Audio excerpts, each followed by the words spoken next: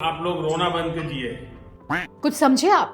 दरअसल रविवार की रात जैसे ही टीम इंडिया ने एशिया कप 2025 में पाकिस्तानियों को हराया, ठीक उसके बाद ही पाकिस्तान से तो छाती पीटने और मातम की खबरें आ ही रही थी।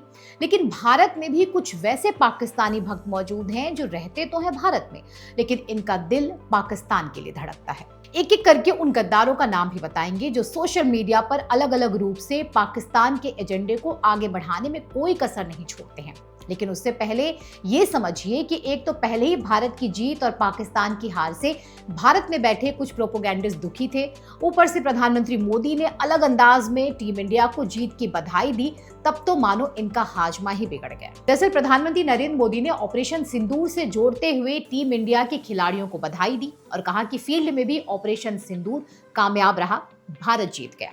अब देखिए, पाकिस्तानियों का दुख तो मैं समझ सकती हूँ। ओ भाई, मारो मुझे, मारो मुझे, मारो। इस दुख की घड़ी में भी काफी हद तक खुद को संभाल रही वहाँ की आवाम ये मान रही है कि वो कभी भारत से जीतने वाली नहीं। हमारे पूरे पाकिस्तान जाए ना, इंडिया से हम नहीं जीत सकते, हमारी औकात नहीं है, सीधी बात है। हमें उन लोगों ने ऐसे दिए है ना, हमारी नस्ल तो नस्ल पैदा हुई ना, हम इंडिया से नहीं जीत सकते। इंडिया हमारे बाप थे और बाप रहेंगे। लेकिन पीएम मोदी की बधाई से कांग्रेसी इकोसिस्टम और भारत का लेफ्ट लिबरल्स गैंग इतना परेशान क्यों है? ऐसा लग रहा है कि वे चाहते थे कि भारत एशिया कप का फाइनल हार जाए ताकि उन्हें मोदी सरकार पर हमला करने का, उन्हें शर्मिंदा करने का एक और मौका मिल जाए।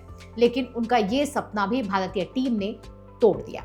वैसे ऐसे लोग जिनकी इस तरह की घटिया सोच अपने ही देश के लिए है, एक नहीं कई हैं। ये है अर्पित शर्मा, जिन्होंने पीएम मोदी के ट्वीट के साथ ही पहलगाम आतंकी हमले की घटना की खबर को शेयर करते लिखा है कि this wasn't expected from our prime minister. वैसे हमें आपसे यही उम्मीद थी कि इस बार भी आप भारत की जीत पर कुछ इसी तरह से रिएक्ट करेंगे, क्योंकि आपने नेपाल में जेनजी विद्रोह और लद्दाख हिंसा के समय भी तो ऐसा ही किया था, मतलब देश को खतरे में डालने और देश के अंदर हिंसा को भड़काने का काम।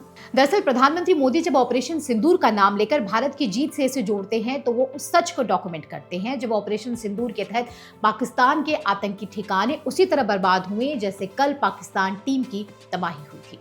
एक सिंपल जीत की बधाई तो कोई भी लिख सकता था, लेकिन ऑपरेशन सिंदूर का जिक्र करके प्रधानमंत्री मोदी ने उसके जख्म को और कुरेद दिया। ठीक इसी तरह रोफल गांधी 2.0 नाम के एक्स हैंडल ने पीएम मोदी के ट्वीट पर पोस्ट कर लिखा है, इनसेंसिटिव, टोन डीफ, शेमलेस और पीआर ग्रीडी मॉन्स्टर जैसे शब्दों का इस्तेमाल करते हुए सवाल पूछा है कि आतंक और क्रिकेट एक साथ कैसे हो सकता है। लेकिन कोई इससे ये भी पूछे कि प्रधानमंत्री ने ये कहा क्या कि हमने पाकिस्तान को हराकर पहलगाम का बदला लिया है, बल्कि पीएम ने तो ये कहा कि जैसे ऑपरेशन सिंदूर में भारत सफल हुआ था वैसे ही हम क्रिकेट के मैदान पर सफल हुए हैं। एक और महाशय है जिनके ऊपर भी दुखों का पहाड़ तो पहले ही टूटा हुआ था। अब टीम इंडिया की जीत और प्रधानमंत्री मोदी के ट्वीट ने मानो इनका पूरा सिस्टम ही उलट पुलट कर दिया। सतीश आचार्य नाम के कार्टूनिस्ट पीएम मोदी के ट्वीट को शेयर करते लिखते हैं कि not a parody account, #India versus पाक। वैसे आपको इस टूलकिट गैंग के पोस्ट से अंदाजा तो लग ही गया होगा कि इस समय इनकी मानसिक स्थिति कैसी होगी। मुझे तो लगता है कि इन्हें जितना बुरा पाकिस्तान की हार का नहीं लग रहा, उतना भारत के जीतने और प्रधानमंत्री मोदी के ट्वीट को देखकर लग रहा होगा।